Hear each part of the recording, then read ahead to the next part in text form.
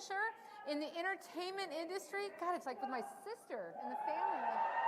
Woo! Awesome. Well, I can imagine you guys, you're exhausted, and I'm going to consider this like, come on for the ride, sit back and relax. I'm going to show you some techniques we use in the entertainment industry to do posters. Jesus, Mary, they're loud. Sorry.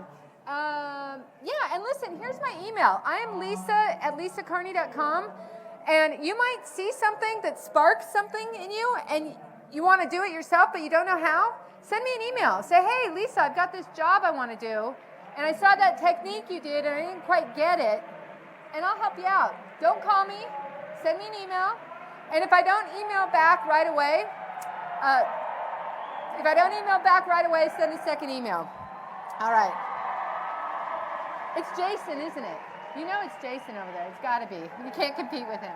Anyway, all right, gang. So I want to talk a little bit about some tools of the trade that we use when we're doing our art in the entertainment industry, and it's really important. And you need tablets. Retouching with the mouse is ridiculous, frankly. So these are some of the tools we use, and now with the new release of Photoshop, you can do it on an iPad, which is awesome. Oh, I gotta set my timer. Sorry. All right. So I want to talk a little bit about inspiration, source art, colors, effects. And why I want to do that is I've got this theory, you guys. When, when you're in art school and they make you go out and copy all the master's work, and it's not because they want you to paint like Michelangelo or they want you to copy him. It's they want you to get used to that kind of stroke. And it's simply a roadmap to figure out how to use the program. So I'm here today to show you some stuff, not because I want you to copy it, but I want you to use it as a roadmap for your own ideas. However, I can tell you a really awesome exercise is to take pieces of art and try to replicate them. Because it's kind of like, my analogy is going to Rome. If you want to go to Rome, you need to know you want to head to Rome, and then you find your way there. If you're just willy-nilly playing, you might have some accidental genius, but will you know how to get back there again? Does that make sense? So that's what I want to talk about today, is giving you some inspiration and some ideas, and maybe you try it. Maybe you see if you can emulate these pieces. Great. And I also want to talk about libraries and textures, gradients, brushes, actions, and then using Adobe stock. And while I'm going to show you some stuff, keep in mind, I generally keep these things in what I call my bag of tricks. And I make gradients, I make brushes, and I leave them on the cloud. So when I go to other agencies, I can download them and use my tools. Okay? If that's available for you for your workflow. And what else do I want to say about that? I think that's good for now. So, in the spirit of inspiration, in the entertainment industry, this is the holy grail. IMP Awards. And IMP has every entertainment piece from, good God, 30 years maybe? Really long time. And you can look on IMP and get all kinds of pieces of art, and then imagine if, like, I thought that nun art was really cool. Well, then you take it and then you try to emulate it, and it'll make you learn these tools and tricks. I'm not saying you copy the nun art and then turn it into your client and have it be a job. I'm suggesting you use it as a tool to learn some stuff. So, that being said, what I'm going to do is I'm going to show you some artwork that's been done. And how I like to do this is I'm going to deconstruct some actual jobs and just like easy listening, turn off layers, let you see them. And then I'm going to show you some singular tricks. Okay, so that's going to be the flow.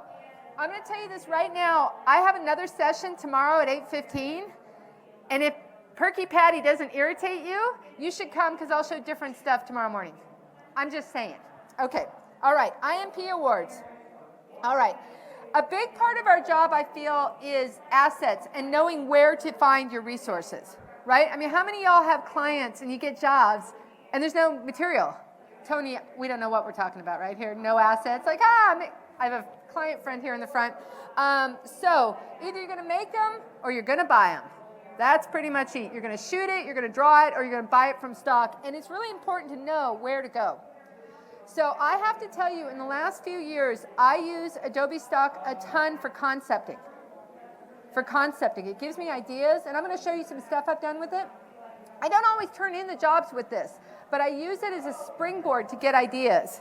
Because you know how it is, you have to turn in 15 comps on a job, and you end up turning in the same job just with a different color or a different texture, but it's always the same look. And Tony knows what I'm talking about. But you need to switch it up a little.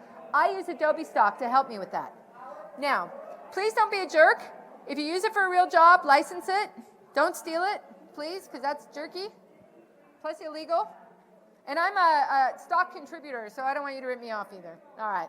All right. I often do comp work in the entertainment industry. And what that means is you have to come up with different ideas and present it to your client, and hopefully out of the 100,000, 1,500 comps you turn in, they'll pick one of yours, hopefully. Now, often what I'll do is I'll take a stock shot like this, and I'll make a bunch of different variations. Hopefully I don't turn all these in, and I pick the best one and turn that in and move on. You also, sometimes what will happen is you'll find a stock shot that you think works really well, but it doesn't work within the ratio of the piece. So for movie posters, you have to design for a key art.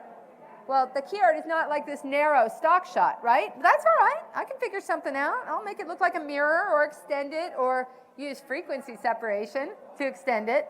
And so don't throw away things that don't necessarily fit your format. Wow, they're loud. Whew.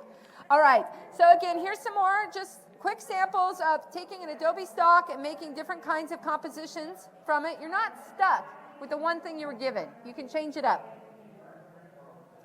And this was a sample of trying to break out. I kept doing that figurative thing, and I just was stuck. I was just really stuck. So I went and I picked up some Adobe stock, and I don't even think I turned this one in. I don't think so. No, but I just needed a new idea. I just needed to break out.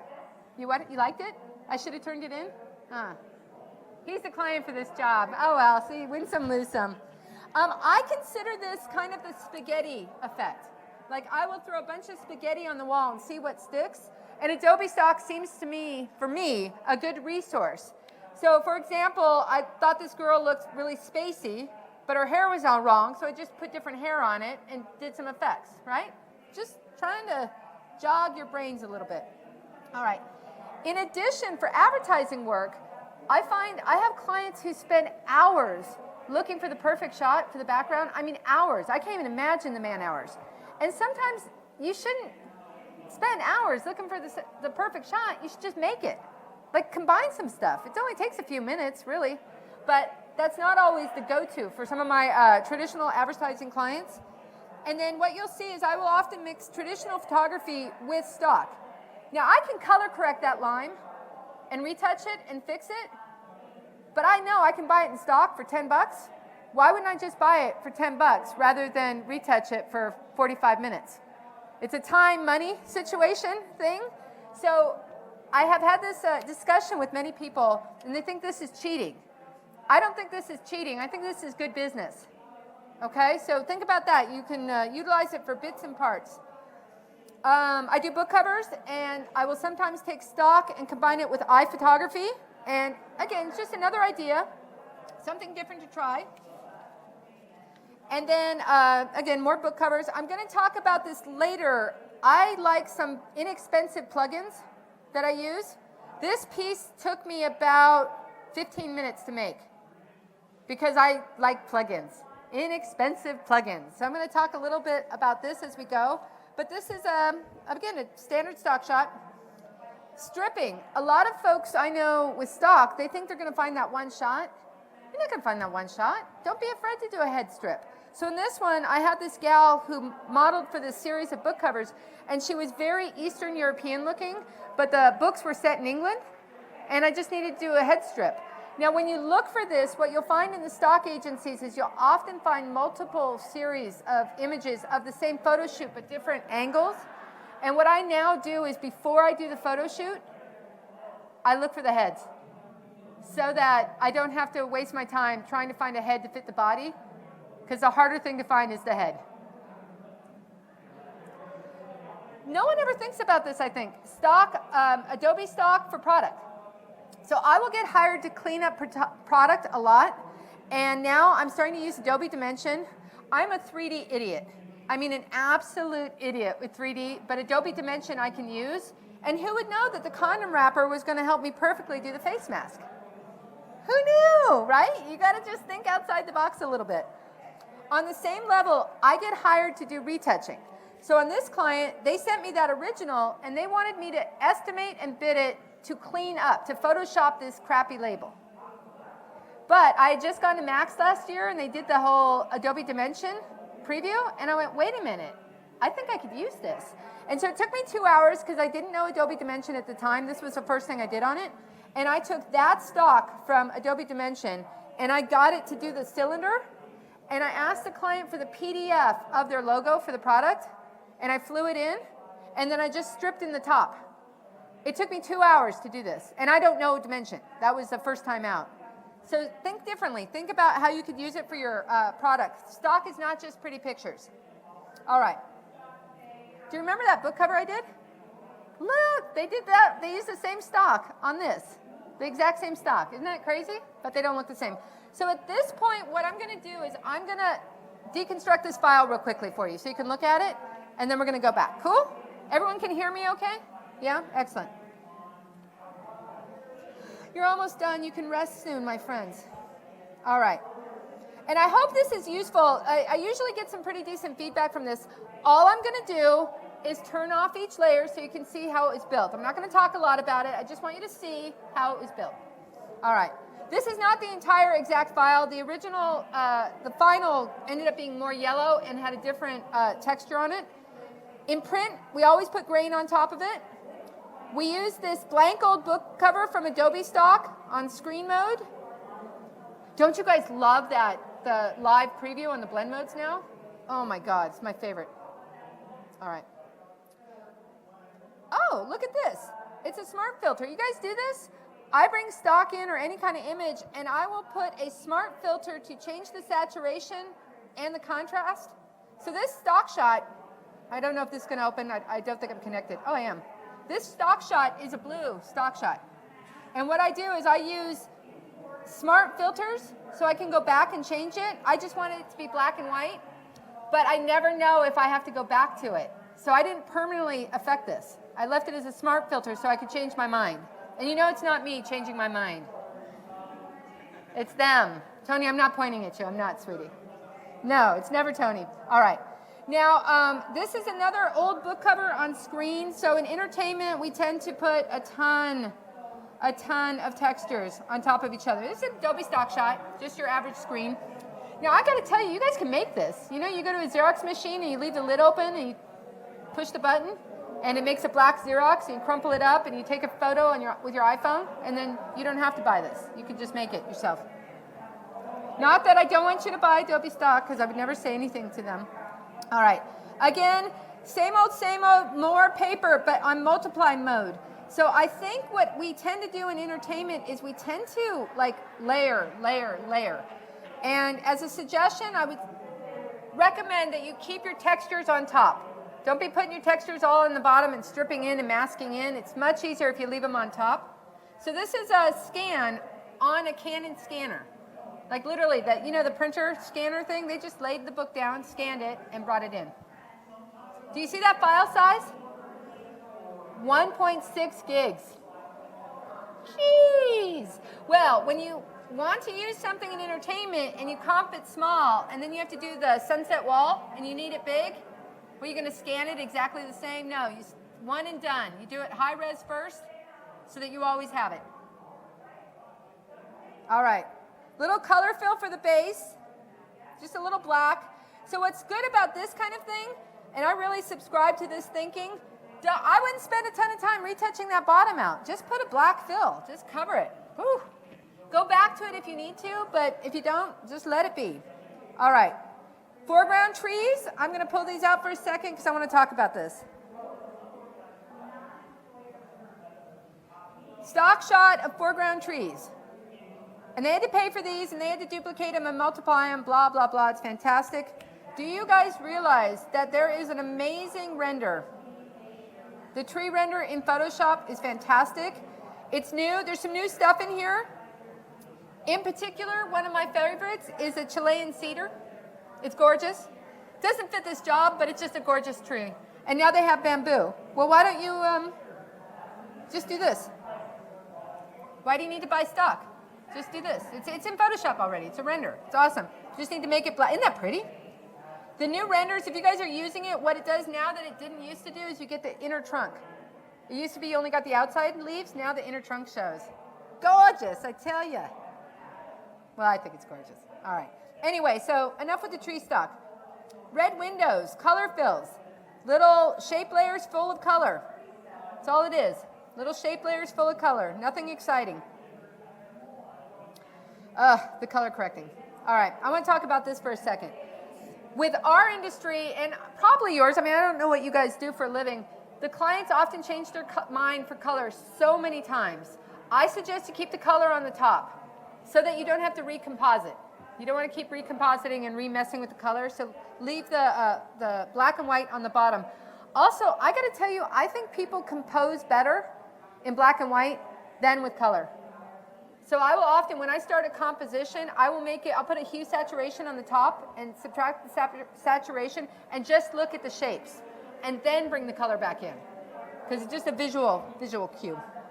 So the blue effects is just a color fill and some selective color, nothing too exciting. We'll talk about color in just a few minutes. And then there's some tonal effects. So often folks will separate the tone from the color. Separate the tone from the color. And then there's some clouds, and then a bunch of, I want to say crap, but I probably shouldn't say it's a bunch of crap. It's just a bunch of images. So look, we got a background that's a little messy. Some mountain and trees. Let me turn them on real quick. Little stock shot of mountains, nothing exciting. Little church steeple, it's a vector church steeple. Some actual shots from the show. Some actual unit shots from the show.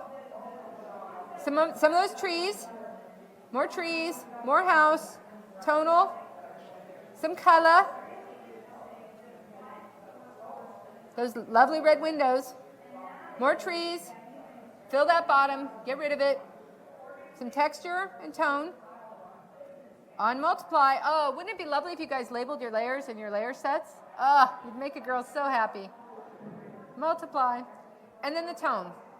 So hopefully you find this helpful to see these, give you an idea for building. Awesome.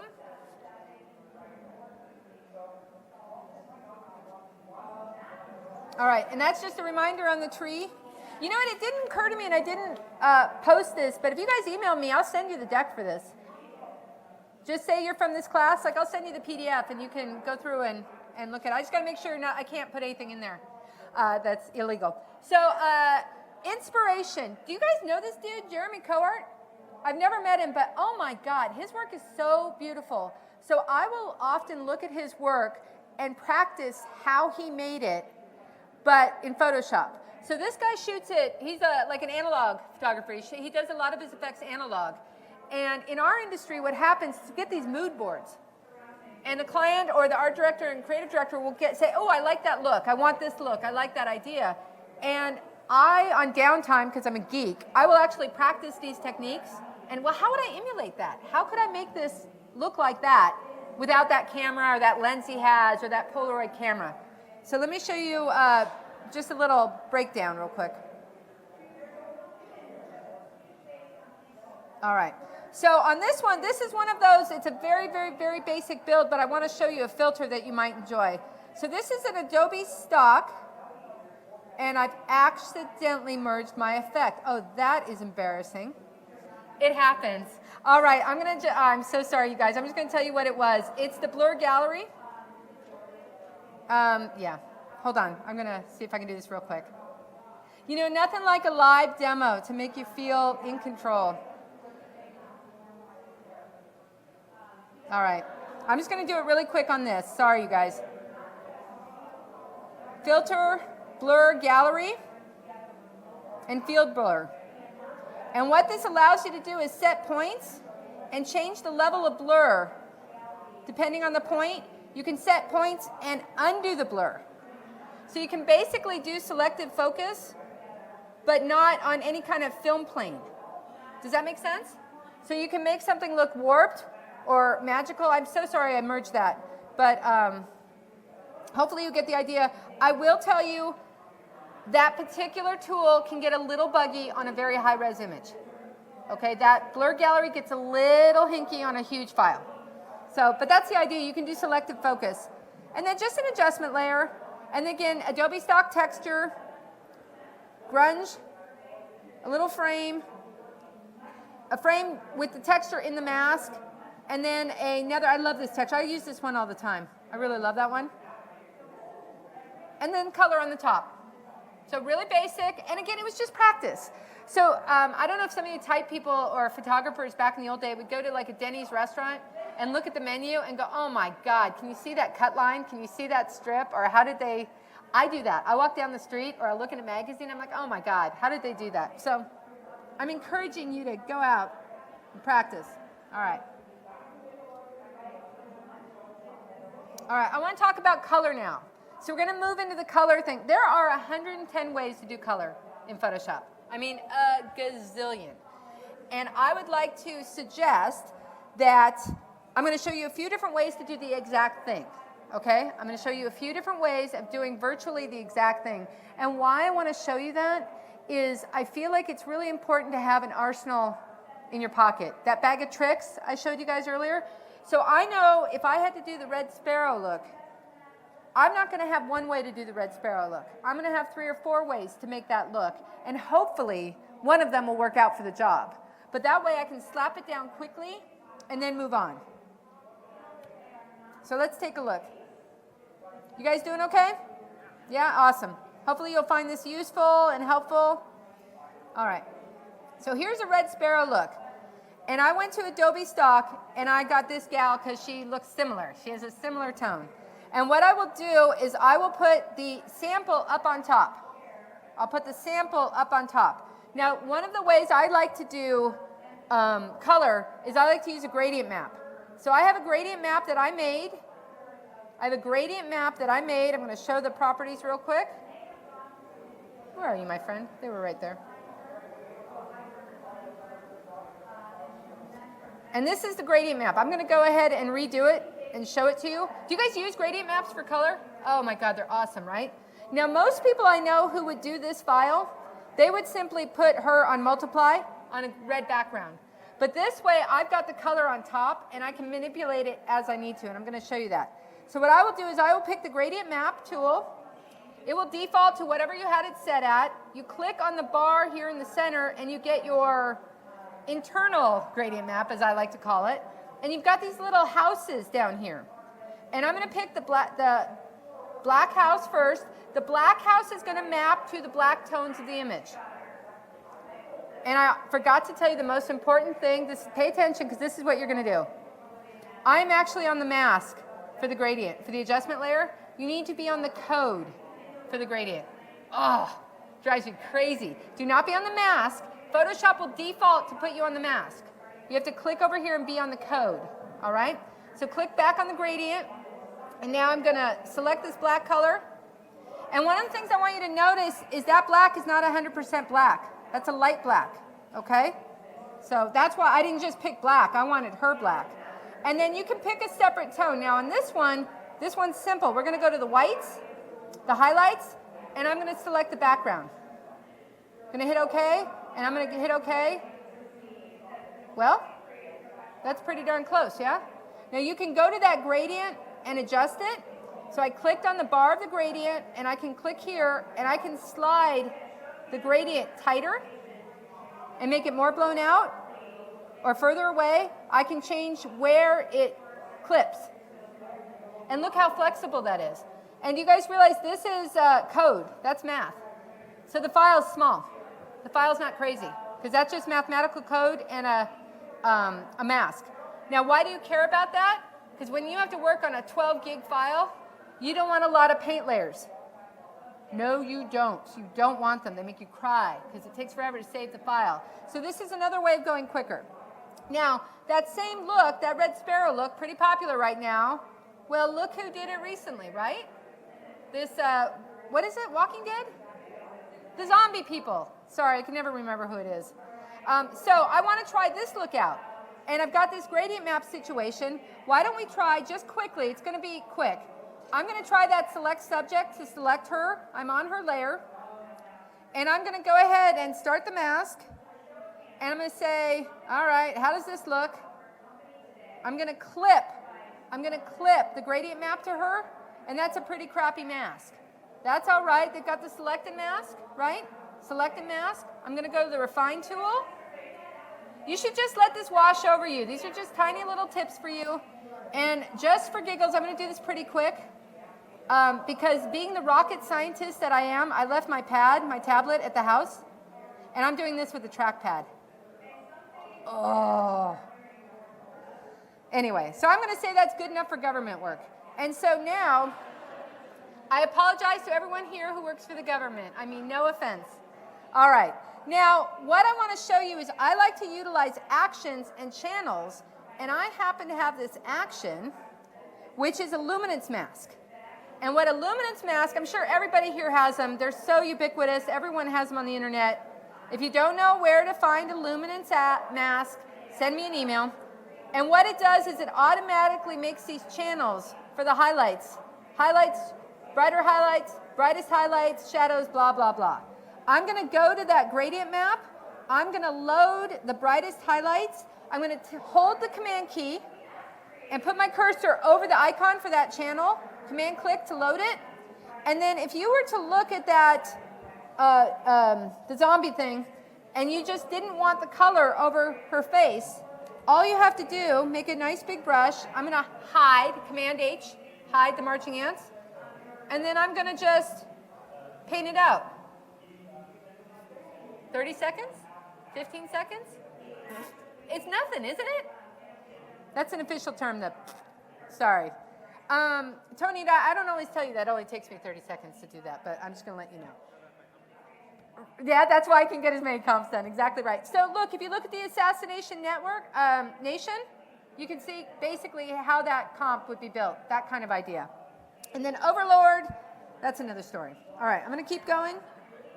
All right, so if I send you the deck, this is what the deck looks like. So if I send you the deck and you want it, there are not 1, 2, 3 steps. Okay, I just basically show you this, and hopefully you'll recollect what you did. Now I'm going to show you another form of color matching, which I love. I absolutely love this technique. You know you're coming back tomorrow. You know you want to. 8:15, have some coffee. It'll be fun. All right. So on color match, what happens for me often is I'll be building a comp like this, and a client will send me something that has nothing to do with the job and say, we want that. That looks better. Now, match color, many people use match color, which has been here, image adjust, match color, which is destructive. That will not always be the case, but right now this is what match color is. And when I say destructive, I mean you've done it, you're one and done, and you can't redo it, right? Well, you can redo it, but you have to redo it from scratch. So rather than do that, I'm going to suggest you use something called auto color. So this is done with a curve, and as far as I'm concerned, that's pretty darn close, yeah? Let me show you how to do auto color. Auto color is not an exact science. It's going to get you in the ballpark, okay? So what you want to do is you want to do curves. I love me a curve. I'm holding the Option key down because I have good production habits, and I like to label my adjustment layers, auto curve. And auto curve is pretty much what it says. It's an automated curve. Now, do you remember that gradient map snafu? Same thing for this. You need to be on the code. Be on the code of the adjustment layer, not the mask. And then, see that auto button? You're not clicking that auto button. No. You are Option clicking that auto button. Option click on that auto button. What? Look at this. You get some options. Here are some options, and it says, great, let's play. I find the difference between these two is not a lot, so I either use find dark and light colors or channel contrast. And what you're going to do, you have to be on one of those. Do you see if you go to enhance brightness, you don't get the option for the color? Do you see that? You have to be here on one of those. And just like with the gradient map, I'm going to select the shadows, and I'm going to say, okay, this color, maybe this color for the shadow. All right. Midtone.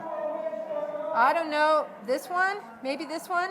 A little trick I tend to use is I try to keep the brightness value around 50 because it's the midtones, okay? Not always, but I sometimes do that. And then the highlights, you select the highlight color. And that's pretty much, what, that maybe? I'm going to hit OK. I'm going to hit OK. Hands off the computers, ladies and gentlemen. Do not save these. And Photoshop knows you do not want to save these, so it already tells you no. No. Okay?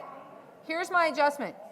Now, I can look at this and go, okay, how do I feel about that? Is that close enough? Look at that curve. How many of you could have made that curve and known to do that? Not too many of you. And this way you can go, okay, do I want those darks a little darker? I can do contrast. I can say, do I want those blacks a little greener or less green? And this way, when your client gives you something that's not in the ballpark of what the job is, you can get it really close, and then you individually tweak it, okay? The bitch about this is, my friends, is that's it. Once you've done it, you've done it. If you want to redo it, you start from scratch. You can manipulate all these. You can manipulate these, but if you want to reselect the blacks and reselect the whites and the midtones, you have to start from scratch, okay? But isn't that cool? Fast and easy? Yay, we got a winner chicken dinner. You get a prize. I don't know what the prize is. All right. I don't know if I can load this. It just occurred to me I'm not on the web. The other thing I absolutely love is Adobe Color. Absolutely love this. So with Adobe Color, do you guys use this at all? Color? Oh my God.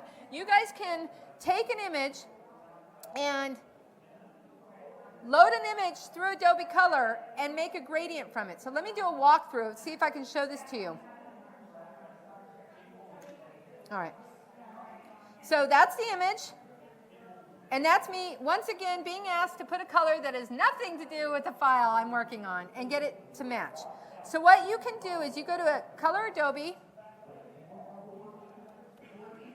We love the cloud.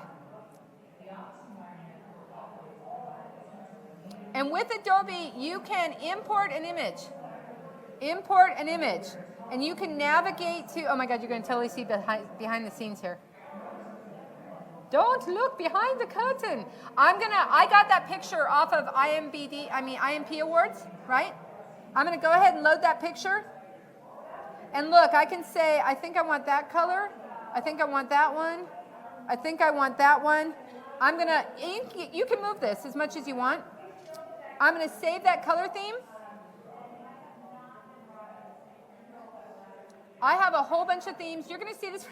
I use this all the time. I was with a client doing those romance novels. And you know how sometimes your clients can't talk in color? Because she's a writer. She can't talk in color. She didn't know anything. She just knew what she liked. I had my phone with me. And Adobe Capture is on your phone. Well, she said, well, yeah, like this wall right here. I like this. I pointed my phone to the wall with Adobe Capture, and I caught this color palette. Now, right now, it's only, what is it, 1, 2, 3, 4, 5 step color palette. Look, I use this all the time. Can you see? And Ex Machina, iRobot, these were things my clients gave me. This was for you guys. So match 2, and then I'm going to download swatches. So I've now downloaded a .asc file. Do you see that? And that .asc file is our swatches. And then you can just drag them onto your Photoshop icon. And then I'm going to have 2 now because I already had it in there. But there they are. And then you just go to your gradient map. Because you could do it the way I did, which was sample. But what if that was in the restaurant and you didn't have it and you wanted to go back to work, or you've got someone at work and they're working on it and you want to send it to them? You just send the ASC file or have them linked to the cloud, and then with your gradient map, you pick those colors from your selection. Cool? So that's coloradobe.com. It's fantastic. I use it all the time. And again, for inspiration, like if you guys go shoot flowers, flowers have beautiful color combinations, and you can use that as a palette. So hopefully you'll find that useful. I'm going to quit out of the web. All right. I'm going to do this fast because I'm not sure how many retouchers we have in here. Another tool I love to do for color is using a gradient map. So when I use a gradient map for color, I can I say this, sloppier? It's a little easier. You don't have to be so precise. And I find that you get the texture of the image on top, and it doesn't look quite so, I don't know. Can I say Photoshoppy? Do you know what I mean when things look Photoshoppy? It's probably in the vernacular now, isn't it, that word? All right. So I'm just going to run through this one really quickly. I'm going to pull it out. So I just got a shot of hands. And I'm sorry, it's not a retouching class per se, so I'm not going to do the whole thing. I have an action for frequency separation. If you do not know frequency separation, just ignore me. Okay, ignore me. You'll learn it another time. Don't worry about it. If you are using frequency separation in your workflow right now, this is an awesome thing just for color. All right? And I had something open, so it's not going to work, but that's okay because I'm going to do a cheat here. So I have a frequency separation action, and I'm going to pull out. I'm just going to set this up real quick. So what I did, do you remember that gal, the Red Sparrow gal, and I did that select subject? I did the same thing on these hands, and I got a real quick mask. And what I did is I ended up having my frequency separation. I'm going to pull these out so I can show you. Ignore me, nothing. Ignore the girl behind the curtain.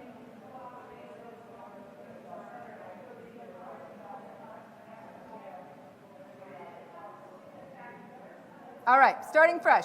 So normally when you have frequency separation, you've got your image and then you've got your high frequency and low frequency. Do you see how I actually call this blur and gray? Because that high frequency, low frequency means nothing to my brain. I know I've got a blurry image and I've got a detail image. And my brain understands that. So I call it blur and gray. And what I'll do is on the layer of blur, I will make a new layer and I will call it color. And I will sample the color from the client, and I will start painting. And then I'll sample another color, and I'll start painting. And if you looked at the original, that's a hard line. So when I paint, maybe I'll make the brush really hard, yeah?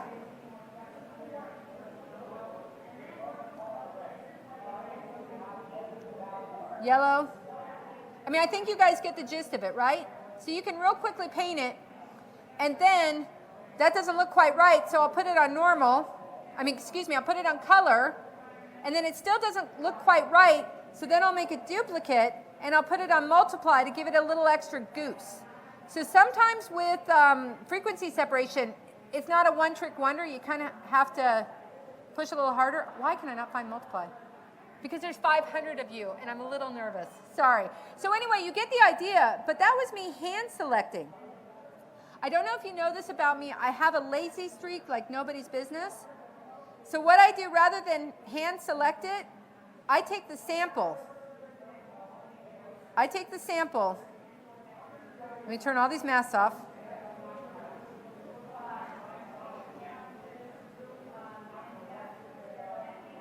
I take the sample and I blur it first and just drop it in and then paint on top. So I only have to repaint a few areas. It's because I'm lazy. I take the sample. I'm not sure if that's stealing. Is there an intellectual property on a blurred image? I'm not entirely sure. But in the end, it worked out. I'm going to go back to history for 1 second to show you the end result and one other little trick in there. So there's my frequency separation. And one of the things, I'm not sure if you can see this on your screen, but the original had a texture on it, like a line texture. So what I did on this guy, first I did the color. It wasn't beefy enough. Then I did a multiply to make it a little darker. I put the gray layer back on, which most of you who do frequency separation know this is on linear light. And oftentimes with this kind of piece, you need a little extra copy. I made a copy of the gray. It is still on linear light. It makes it sharper. And then I put a pattern in it. So I loaded a pattern I have of canvas texture. And I could honestly do this piece in less than 5 minutes. Less than 5 minutes. The shooting took a few more minutes because I had to find some guy who didn't have a mark on his hand and do that. But 5 minutes to do that kind of color. So it's just a different way of thinking about color. Helpful, I hope? A little bit? Maybe? All right. Oh, a clap. Oh, I'm shameless. All right.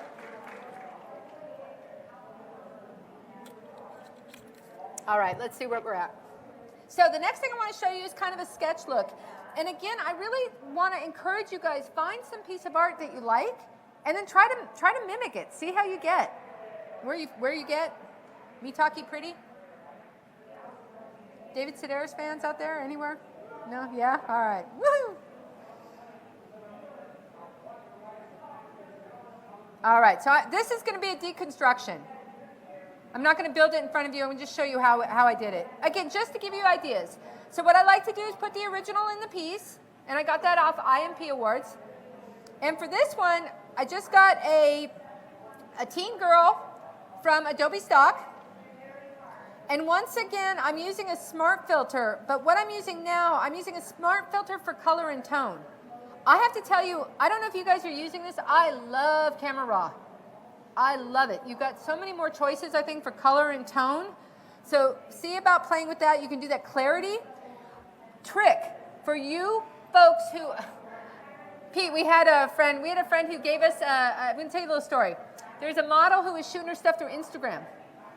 And you know those Instagram filters? They have an algorithm. She wanted the exact same look done high res.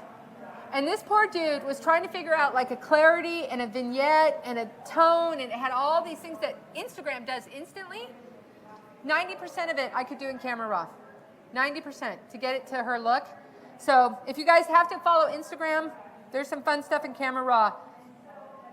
All right. Then I did a little color, and I masked her out, that same masking, quick, nothing too extravagant.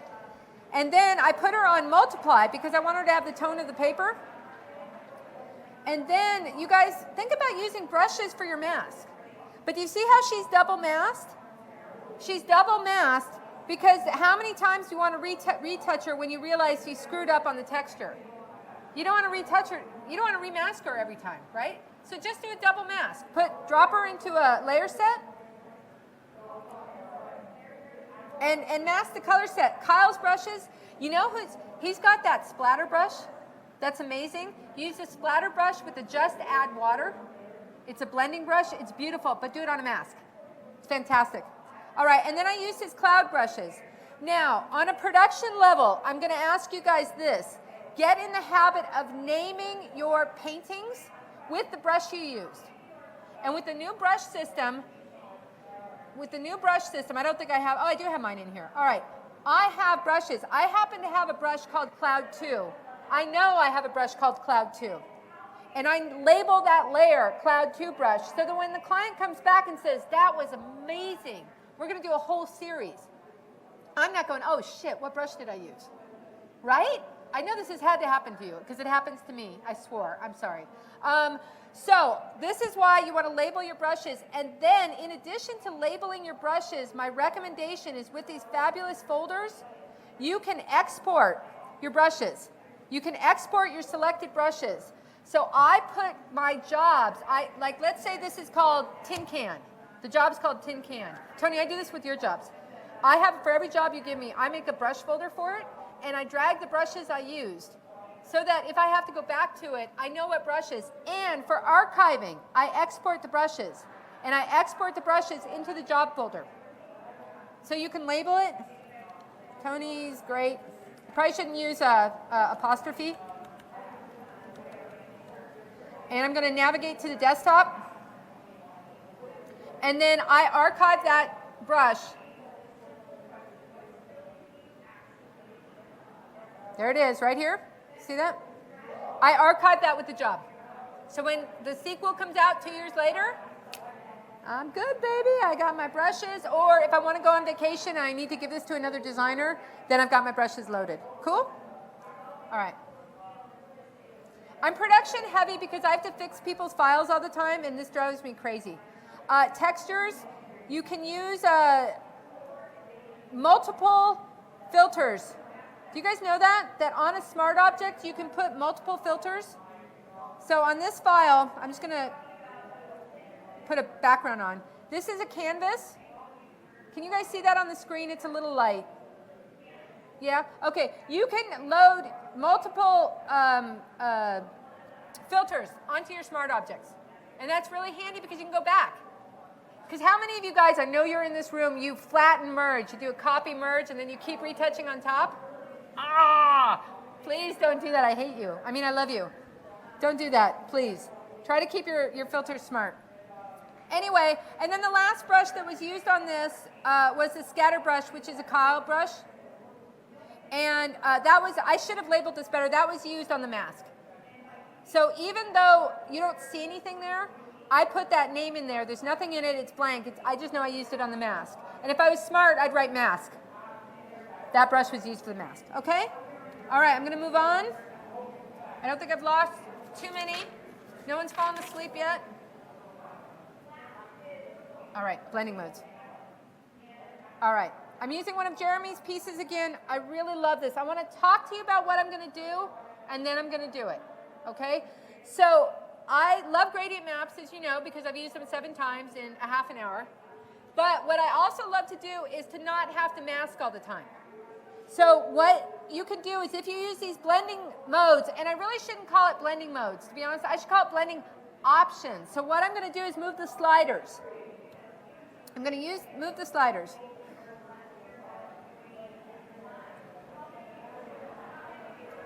I'm a little old school, you guys, and when new terms come out and new technology come out, I don't update my verbiage, I'm sorry. So it's a blending option.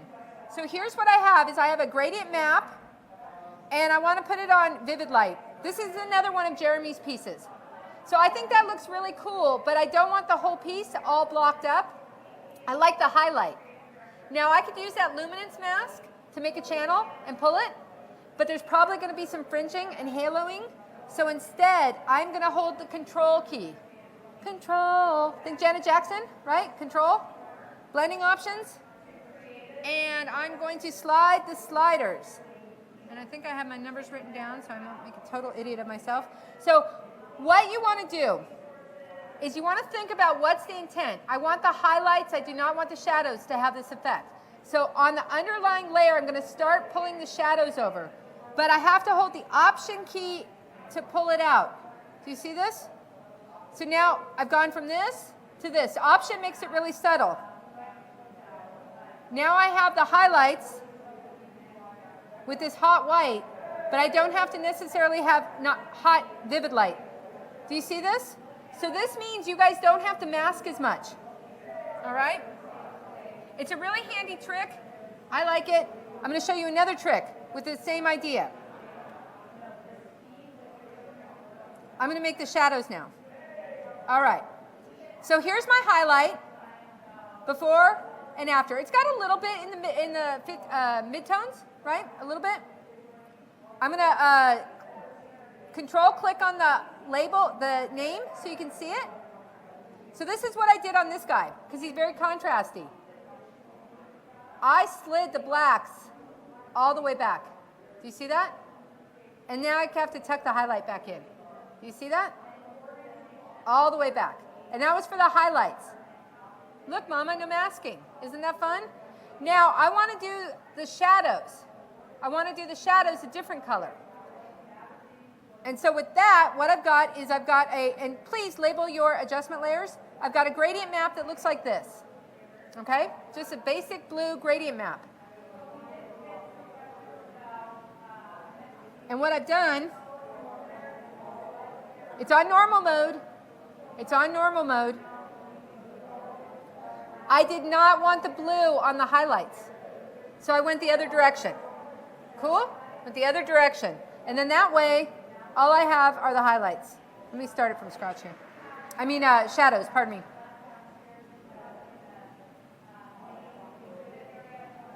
You guys get the idea? And so you can do a duotone. The more you pull it, the less you get. And it can save you a ton of time on masking. It does an absolutely beautiful job. Please give it a go when you get a chance. On the same idea. On the same idea. More tricks. Rim light. Illustrating rim light. Okay. So let's say Mr. Preacher, teacher, we want to put a nice rim light around him. Most of you will do this. You'll make a layer. You might know to group it. That would be nice. And you'll take a paintbrush and you'll paint it with white. Let's not have it be hard from the hands.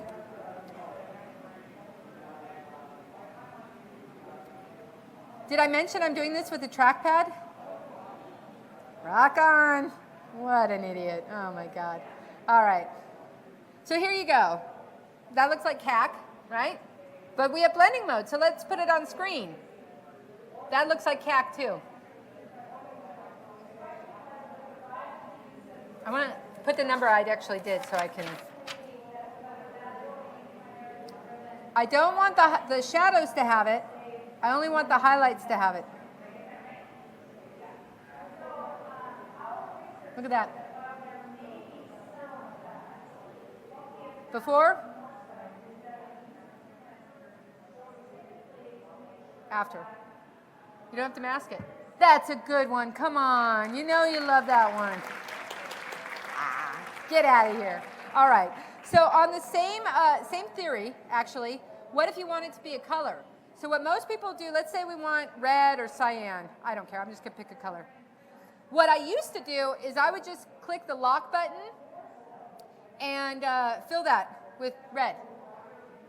Right? Okay, that's cool. That's a job done. But do you remember earlier I kind of said that the having paint pixels is a little not so bueno? Plus, anytime I want to change it, I've got to repaint it. And if I erase it, I have to put it back on, or if I mask it. So now my new go-to is I like to do adjustment layers. So what I have here is I have a cyan curve that makes everything cyan. And I painted it in really crappy. I link it. And I just change those blend modes. So on this one, it's 0 at 100. That's what I thought kind of looked well. But you know, you might want it a little hotter. And then the thing about this, because it's an adjustment layer, and it's got a black and white mask, I know this has to happen to more people than just me. If I'm on the mask, I can paint it out a little bit, and then I can come back and paint it in again. And you know, you do a job, and you come back the next morning, you're like, oh dear God, what was I thinking? And you need to remask it. But with this, you can just do it with a paintbrush on a mask. You're not actually having to lay down paint. So this is my new favorite. I use it on every job I can. The tricky thing, and I want to be really clear about this is for those of you who job share, this might become problematic. And here's why I want to say that. So right now I've got kind of a white one on screen mode. And I found, I have to do I think this one goes to 50. You got to hold that Option key on a trackpad. Is so easy. I can't even tell you. Here's the thing. Do you see how this is? Now, your coworker, all your coworker is going to see is that little icon right here. Is your coworker going to know what that means? Did they come to Adobe Max? Did you share this information? So if not, your coworker's not going to know what this was. So what you're going to want to do is go in here on the names and say blend. Oh my God, I spell so well. Blend options adjusted. Okay? Be courteous to your fellow coworkers. They may not know what you did.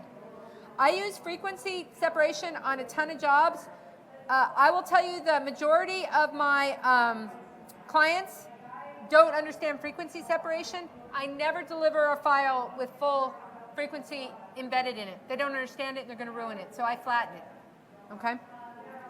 This is just a deconstruct. You guys doing okay on the deconstruct? Yeah? Is it useful? Move your heads. I need to know. Yes. Okay, good. I'm sorry. It's your dime. It's your time.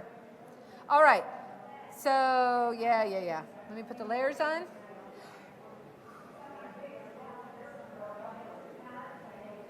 Okay. So on this one, this is pretty basic, but there's a lot of bloat. This is the original, and they made this out of it. So I just want to show you how they did it. But on this one, I'm going to go from the bottom. On this one, they have this barbed wire, a little barbed wire with a mask applied on it. And then a main building, the church. And on this file, I apologize for being so full, but I think it's good for you to see. There's a lot of double masking. And why there's double masking is, what if they didn't like that church? What if they didn't like that barbed wire? You don't have to re-mask out the dude, right? So that's why these have a lot of double mask. So you've got the barbed wire, then you've got the guy. He has a shadow highlight filter on him. I love shadow highlight. I use it all the time. What it does is it either brings up tone or not. It's a way for you to have an adjustable shadow highlight. I love it. Now this shadow highlight, I assure you, they did not put that on until they did the color. You tend to put that on afterwards. So you build your file and you've got your color corrections, and then you realize he's too blocked up, and so you add the color, the shadow highlights afterwards. And this is built well because it's a smart object. It's a smart filter. So you might want to consider placing smart objects when you're building your jobs. That way you can add filters or take them off pretty easy. Oh, look at that. Now you guys are all experts. You know what this is. You are looking at this file right now. You know exactly what this is. This is a crappily painted, I mean a loosely painted rim light, not masked out, because you don't have to mask it out because you're geniuses now and you know control. Go to your blending options and you can see that it was blended in.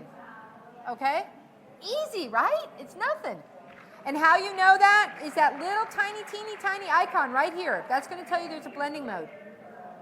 And then there's some curves and there's some extra chinny chin chin here. Painted in. Nothing exciting. Church. Little church back of the, just right there. I'll turn it off real quick. Little church. Nothing very exciting. Little gradient mask. Oh, my sugars. I must tell you this. I'm sorry in the back if you can't see this, but please, I beg of you, when you do these double maskings or you do these masks, will you please put a folder at the bottom and put your originals in there? Please? Because what you're going to notice, oh, I was so mad about this, is that in this file, there's textures. So here's, let me keep going and I'll explain my case. Here's some man in red, little, you know, pew, pew, cowboy dude. Some tone.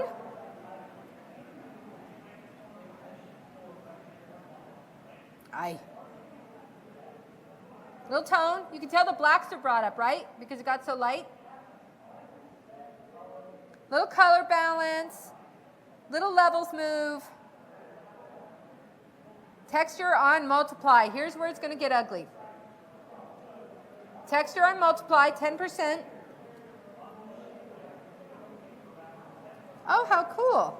There's a texture in the mask. Where's the original? That original isn't in there. They didn't leave it in there. That texture map you have on the other side is a cropped version of it. So if you have to extend it or your colleague, oh, we love it, but can we have the whole texture in there? Yeah. What's the texture's name? Where'd you get it? Is it a stock shot? I don't know. You got to put your layers in your files, your stocks, please. I'm begging of you. Put them underneath. Because it's a great look. Look at that. It's just really pretty. It makes it look pebbly. And anymore, how many of you guys have to do square buys? You have to do an Instagram version. You have to do a Facebook banner. You have to do extensions, right? So you want to have a file that's super, super flexible. All right. You guys, this, if you get the deck, this is all it's going to look like, okay? But hopefully you'll know. These were just cues for me. Blending modes, I have them listed here. Did you know you could use blending modes on fire? So you know how everyone puts fire on screen? Let me show you that. I hope you find this useful, looking at these files. Because sometimes they're not very pretty. And I think there's this kind of mystique that people think everyone's files are so beautiful and woo, and no, they're not. They're messy. It's like your shoe closet's messy. Their shoe closet is messy. So most folks, I find with things like Flame, is they'll just put it on screen mode. But there's something about screen, and I'm not sure if this is going to read here, but there's something about screen mode that can be really flat. And what you might want to consider once again is rather than putting it on screen mode is put it on normal and do the sliders. Because you can reach a darker, richer black. Only on this one, do you guys see I'm actually on the top? I'm on the top slider. I'm not on the bottom. I'm on the top. Because what I'm saying is, hey, the black that's on that flame, I don't want that. So I need to be on the top slider, not the bottom slider. Now, you guys are going to forget this. Hell, I forget this. You don't care. You just go on the thing and you figure it out. Pull each side, top and bottom, and you'll go, oh, that's right. I see it. Now, another little trick I don't see often enough is puppet warp. Puppet warp your flame. Come on, it's so cool. Do you guys use Puppet warp? Oh my God, I love it. All right, let me show it to you real quick. I think it's a very underutilized tool. So Puppet warp, you click on Puppet warp, and do you notice, ladies and gentlemen, it's a smart object. Woohoo! That means you can undo it, it's not destructive. And you can click and start adding some points to it and then start moving. So let's say this preacher's really naughty and the fires of hell, and it's got a wrap around his shoulder, and you want to move it. And once again, what I really like is sometimes I have to work late at night, and I'm actually a morning person. I like to be able to come back in the morning and go, oh my God, what was I thinking? That looks terrible right there. And tomorrow morning, 2 weeks from now, 3 weeks from now, I can come back and attempt to use a trackpad to grab a point and move my point. Okay, so Puppet warp on flames, very fun, little tidbit. Let me get out of here. All right, you guys doing all right? All right. I want to talk about some more painting techniques you might be able to use. I have to say I'm a little sorry, but I'm not the best illustrator on God's earth. And I like to cheat whenever possible. So one of the tips I like to do is glowing edges. So I'm going to deconstruct this and show you how to use it.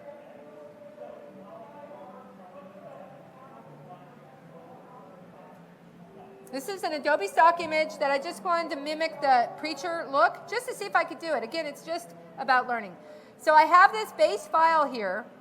Oh my God, you're all genius. You know what that is. Look, blending mode. We're using it. And then I put a little extra hair paint because I wanted the edges. So I just painted a little hair on top. And here's what I'm going to do. I'm going to use the filter called Glowing Edges to make this painterly look. Ooh. So what this is the filter called Glowing Edges, and it's on a smart object. Why? Because we love smart objects, because you can go back till the cows come home. I could get hit by a bus, and Tony could pick up this file, and he could recreate this look, because he can dissect it. So let me just show you how it's done. I make a merged copy. If I'm being polite, I will say merged below for effect. Okay? And I make a smart object. Control. Hold the control key. I know you guys are going to sing that the whole way home. And Janet's going to love it. All right? So control, excuse me, I got ahead of myself. Control, convert to smart object. Control, convert to smart object. And what you want to do is go to your filters, stylize glowing edges. And what that's going to do, it's going to give you this little highlight. Can you see that? A black and white image, inverted image. You can change the edge width, so you can make it finer lines or fatter lines. You can make it brighter or less bright. You can make it smoother or rougher. I have to say, yeah, I don't move the smoothness too often. I'll leave it at that. So I'm going to hit cancel. Oh no, I needed that, didn't I? Oh, let me show you something else. Have you guys ever done a job and then wanted to apply the same effects to the other job? Well, I've done this file 75 times. I'm kind of tired. I can hold the Option key and grab that smart filter and drag it to another smart filter. Woo! So if you have a series, if you're doing a bunch of character cells and you figure out an entire formula, you can drag over your smart objects as long as the resolution is exactly the same. Okay? And then you can mask it in. So what I'm going to do on this is, do you see the top one is on screen? I don't want all that black, so I'm going to put it on screen. I'm going to put a black mask on. You can either put a black mask on the filter, or you can put a black mask on the actual image. I tend to do it on the image. Some people do it on the filter. Okay? And then what you want to do is go in with a Wacom tablet and a brush and paint it in. Oh, well, that looks weird, right? It looks weird because it's not linked to the background. It's got to be with that dude. So I need to pull it down, okay? But look at this, and I hope you guys can see this on the screen. You can paint it in, and what you do is paint it in, paint it out, figure out where you need it, change the opacity. So it's just a little bit of a line. Or, do you remember earlier we had those double filters? Let's say you like it, but you want it more diffused. Blur it. Now 10's a little ridiculous, but maybe 2? That's kind of cool. You know what? Maybe I want that blur a little less. I am holding the Option key down. Edit Smart Filter. Edit Smart Filter. Come on, baby. What? I can change the opacity of one of the smart objects. One of the smart filters. Excuse me. Do you hear me? I'm changing the opacity of one of the smart filters. So, because I don't want to change the opacity of the whole layer, right? I want the effect, but I want the blur to be a little less. Or you just re-click on the code of the Gaussian blur and change the number there. Either way, you pick. The unfortunate thing is you can't have a mask for each one of those smart filters. That's kind of poo. Maybe one day, maybe in the next upgrade. Cool? So hopefully you guys find that handy. Let me see if I can turn the original back on for 1 second.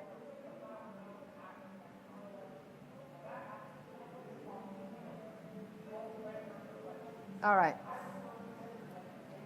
So that's this painted in, and you can get some great lines, just really great lines. And then maybe you put color correction on the top of that. Yeah? You can keep building. And it's all editable. All editable. I want to be really clear. This is resolution dependent. This is resolution dependent. That means if you do this on a little postage stamp size, and then you want to do bus shelter, none of the code numbers are going to match. So you need to know how much you scale it up. Okay, it's resolution dependent. Useful, hopefully. Oh. I just want to show you one more filter, sorry. Sorry, one more goodie bit. I'm going to throw that glowing edges away.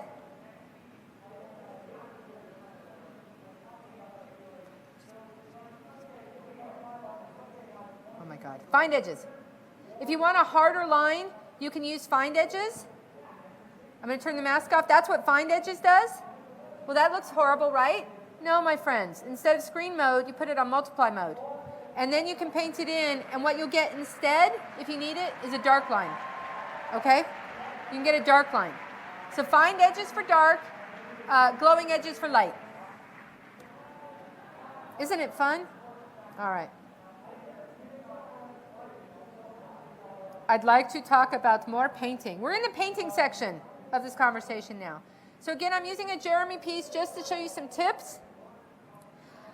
What I said earlier about stacking your filters, I've got a camera raw filter, a camera raw technique lately I'm really enjoying. It's just saying you can't see it all. I am very much enjoying the luminance. So that's before. Can you see how soft it is? It's getting really painterly. So there's a job out right now called Camping. I believe it's HBO, Jennifer Garner. They're in a bunch of ficus bushes hanging out. This is how that job was done. So what they did is they did the luminance, and then because these lovely folks didn't know that you can stack filters, they merged and did another filter, and they merged and did another filter. And they didn't do them on smart objects. All right, that's all right. They just didn't know. They didn't come to Adobe Max. So I've got the camera raw, and then we've got that old favorite that we all love, which is oil painting. So you can use that in combination. I think I have this set low. Hang on 1 second, gang. Do you remember I said you can change your filter opacity? All right. Oh, I have the original on. What a jackass. Sorry. All right. So here's the oil painting filter. That brush stroke might look like too much. Bristle detail, you can take it down. You can take down the scale. You can take down the stylization. You can do whatever you want to make this look right for the piece that you want. And keep in mind, you guys, it's putting on the oil paint on top of the image that was affected by the camera raw first. So the camera raw made it smoother, and then the oil filter goes on top of it. And if it's too heavy, you can just control click on the blending options. And I can just say, oh, I dig this, but can you just take that oil bit just down a little bit? I don't want as much of it, okay? And why that is so handy is you cannot individually mask each one of these, okay? Glowing edges, find edges, I just talked about that. Let's do this. Glowing edges on screen. Now, I want to be really clear about something here. I'm going to put this back on normal. I've got a glowing edges. There it is. And it's on screen mode. Why do you think I did not put it on the base? Because I cannot individually mask it. And I only wanted the glowing edges around the outside. So you need to be conscious when you're trying these effects of what you can and can't do. And then I did the same technique. I could have done this on a smart object. I probably should have. Put on multiply. There's normal. There's multiply. And then I masked it in where I wanted dark lines. But it's a really easy way to get some illustration in your piece quickly, really quickly. And just change it as you go. Cool? All right. Ooh, got a little clap out of that one. Thank you, honey. Yay! All right. I want to show another piece with the same kind of idea. And this one, it's all stacked. But I just want to show you the effects. So again, the steps are camera raw filter first. Holy guacamole, look at that camera raw filter. It's crazy. It's got a lot of sharpening. It's got a lot of luminance. It's got a lot of luminance detail. The clarity is just a little +5.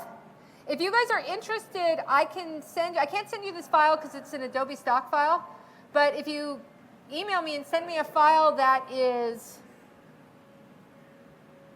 13 megabytes, I'll attach this to it and send it back to you, and you can deconstruct it yourself. Or I can just send you screen captures of the settings, whatever you want. All right, then the next one is filter gallery. A little annoying. It doesn't say glowing edges, does it?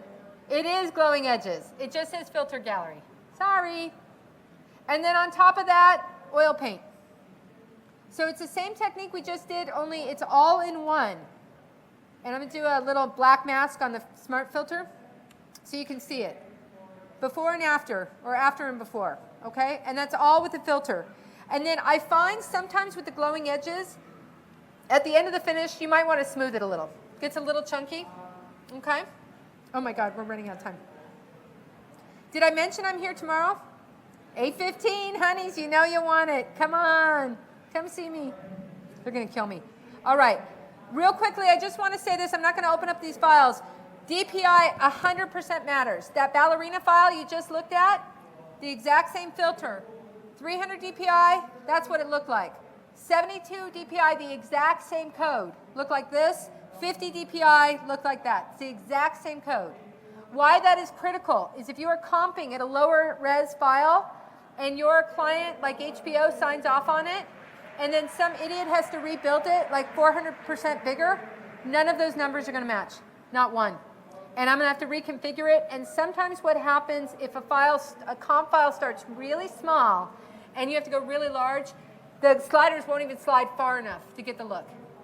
And then you have to be the hack retoucher who brings in a low-res file and masks it in. I'm not a hack, really, but you got to get the job done. All right, I have just a few more minutes. Oh, my God, I have very few minutes. Inexpensive plugins. Please invest in them. They're fine. However, they don't always upgrade. And sometimes the upgrades don't work. So I have Flood plugin. I love it. And I have to use it on 2018 right now. I haven't got it figured out for the 2019. It's a flaming pear. It's 33 bucks. Yes, you can go from that to this. I'm going to do it really quick. You have to merge it. You cannot do it on a smart object. Book cover clients, I don't care. Book covers are not HBO, right? Book covers are book covers. It's a different client base. Do not use this if your client can't have you. Oh, crap, I'm in the wrong program. Nothing, don't look at me. Nothing, I'm in 19. I'm going to tell you, I have 2015 even on my home station, my workstation, because I have a few plugins that I can't use, and I'm a creature of habit. So let me see if I can do this really quick, because I want to show you one more piece before we leave. No smart object, I told you, kind of stacks. Flaming pear, 33 bucks. It was paid for on half of the first job I ever used it. I just took this image right here. I ran this filter. You change the horizon line. It's a little clunky. They have it for your iPhone. You can offset it. You cannot save your settings worth a damn. So you can't. I'm sorry. It's awesome. I love this program. You can make it really complex, but it's very hard to reproduce. So if you're going to do Tony, if you ever like this for a job, you do it on a high res only. Okay? You just start, make it a smart object, do it on a high res because you're never getting it back. All right. I'm not going to let that run. I'll just show it to you. But that's my flood plugin with a little, it looks cool, right? Now I can do it without, I can do it by hand in Photoshop, but 33 bucks, it paid for it on this first job. The next one, yeah. The next one, it didn't matter. So why wouldn't I? And I get harped on for this a lot, and I really don't like it. I think it's smart business. Isn't it smart to save your money or your time? All right. So I really want to show something. If you guys can stay over for a minute, you have to do an evaluation. Tell them you love me. Tell them you hate me. Whatever it is. But I just want to talk about this really quick. Inspiration. There's a photographer from the 1950s called Fan Ho. Freaking love this dude. Sorry. I love him. I absolutely love him. And I wanted to see if I could recreate that image he made from nothing, or virtually nothing. So all I had was a stock shot. And I'm just going to dissect this for a minute. All I had was a stock shot. I, with a lasso, drew these mountains. I drew these mountains with the lasso tool. I used that cloud toothbrush, painted some clouds. Isn't that a beautiful mountain? It's amazing. And I went to art school. Flood plugin. This is what the flood plugin does on a gray file with nothing in it. That was a layer of 50% gray with nothing in it. I ran the flood plugin. That's what it gave me after doing a few sliders. I'm almost done, you guys, I promise. Levels move to just get some tone. The ubiquitous lens flare. You all have them. Fisherman from stock. Stock shot of the fisherman. Little reflection of the fisherman. And a little desaturation because my flood plugin gave me a little color. You guys, I made this from nothing but one Adobe stock image and that flood plugin. And I think it came out pretty cool. And I got a job out of it because the universe, do you remember I said you find inspiration? I got a book cover out of it later. Right? 33 bucks, go buy it. I don't know if it works in 19, you guys. I do not know if it works in 19. Anyway, this is basically the steps. It's nothing, and I think I went over a little bit. Thank you. Go home. Eat dinner. Thank you. Email me. Don't call me.